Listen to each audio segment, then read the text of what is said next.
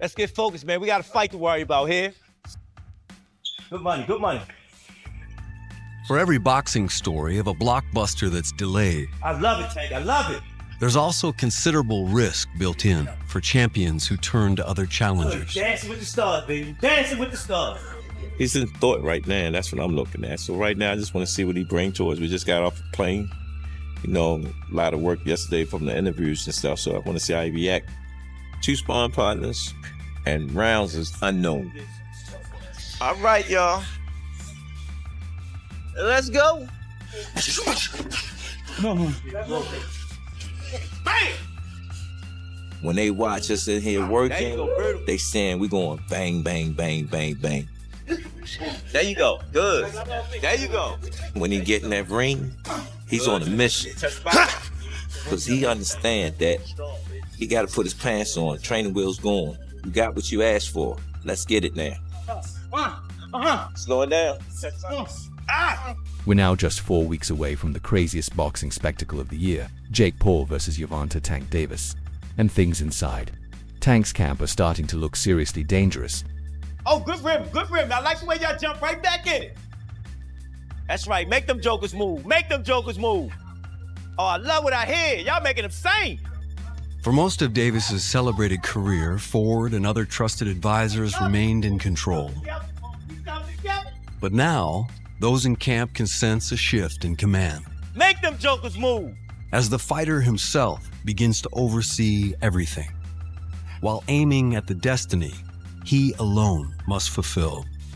There you go. I go with that. Let's get it up on y'all. Word is Davis is going at it. No jokes, no TikToks, no distractions. He's treating Jake like a legit world title threat. And here's where it gets wild. Rumors say Tank's bringing in heavyweights to spar. Yeah, heavyweights. Big, bruising punchers designed to test every ounce of his power and stamina. Because Jake Paul isn't just some influencer swinging for clicks anymore. He's got real size, real power, and real...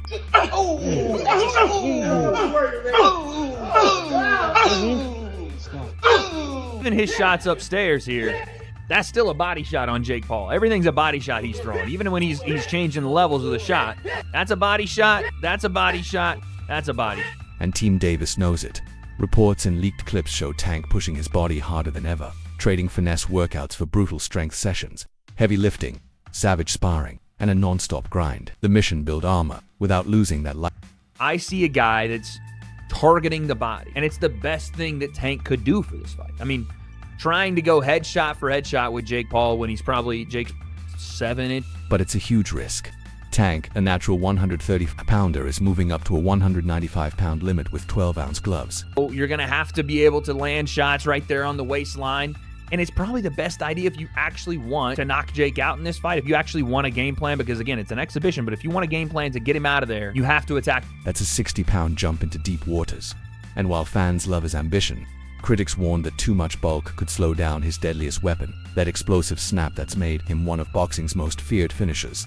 If Tank can make him miss, get inside, work the body, make him pay there, head movement off center, pivot out, be slick, and do it again and again and again, that is when we could see a potential Tank Davis. And speaking of Tank's training, just when you thought you'd heard everything, boom, Sean Porter drops stories straight out of a sparring war zone. Porter said sparring Gervonta wasn't a lesson, it was confirmation, meaning everything you think Tank can do, he really does, and probably faster than you can blink. The man's like a muscle-built chess master, explosive power, crazy IQ, and competitive like it's personal every single round. It wasn't a learning experience, it was just confirmation. Like, I knew Tank was as good as he is and could do everything that he can do. He's strong, super competitive.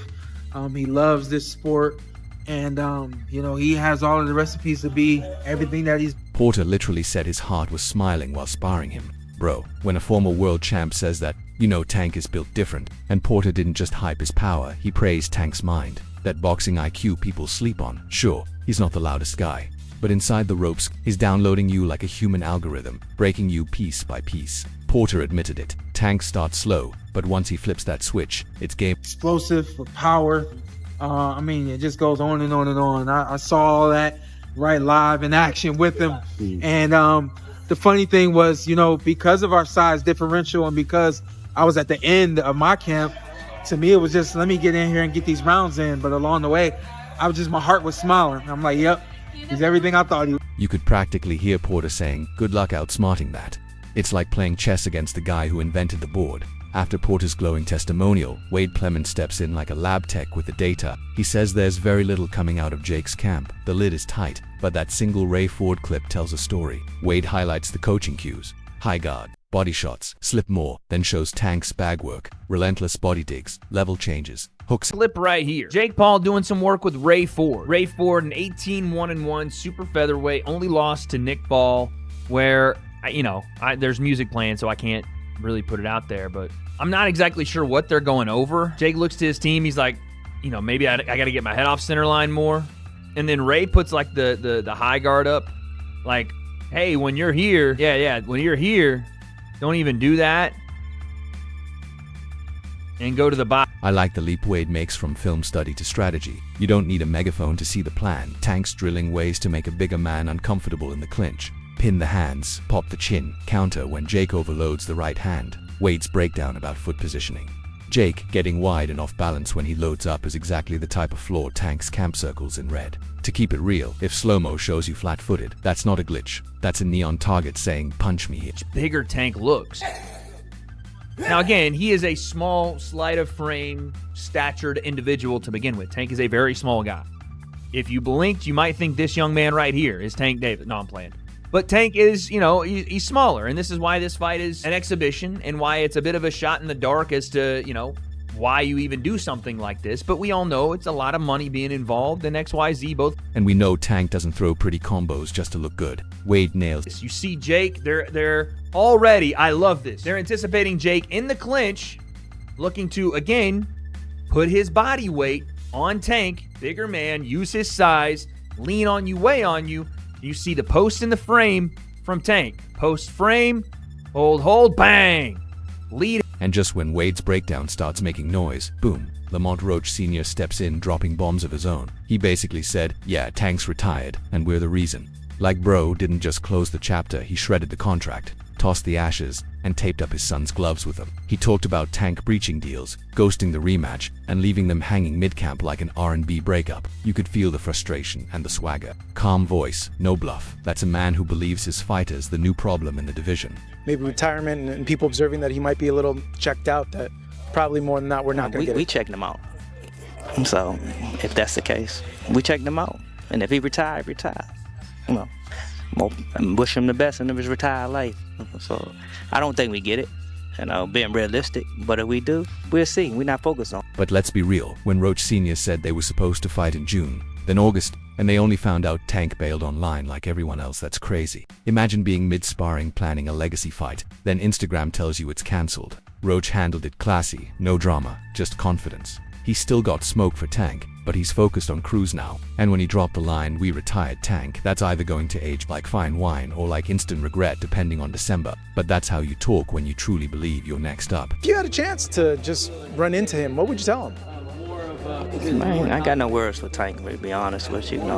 That ship sailed. Tank doing him, we doing us. It's nothing for me to talk. Like he would listen anyway. So Tank beat and dances to his own drum and music. So we not worried about him, not worried speaking to him, not worried about him speaking to me. And the wildest part, Roach Sr. wasn't talking like a promoter. He sounded like a man who's already past the nonsense. That quiet flex, someone who's seen the politics and still came out smiling. That we don't chase, we replace energy and you've got to respect it. He basically said, if Tank's done, cool, we'll carry the torch. Cold, but clean. He knows Cruz at 140 isn't just another fight, it's a chance to rewrite how fans view the new wave, if they pull it off. That "we retired Tank" line might sound less like shade and more like prophecy. But Pitbull Cruz is the one, for us to go up fighting for a 30-pound championship, a 35-pound championship, now a 40-pound championship. It's rarely done, if ever, in like a 3-fight span. So we want to be one of the guys that leave us a stain, a legacy. So yeah, that's the situation. Tank locked in like a man possessed. Jake keeping everything mysterious. And Roach Sr. stirring the pot with "we retired Tank" confidence. You can feel it, boxing's entering that wild stretch where every quote, Every sparring clip, every rumor becomes part of the war, and honestly, that's what makes this sport amazing. It's egos, timing, and truth colliding under bright lights. Jake wants to prove muscle can match mastery. Tank wants to remind everyone that defense and IQ beat biceps every time. And Roach Sr., he's keeping things spicy when the cameras shut off. But now it's your turn. Who really has the edge? Drop your thoughts in the comments, and yo, don't forget to like, share, and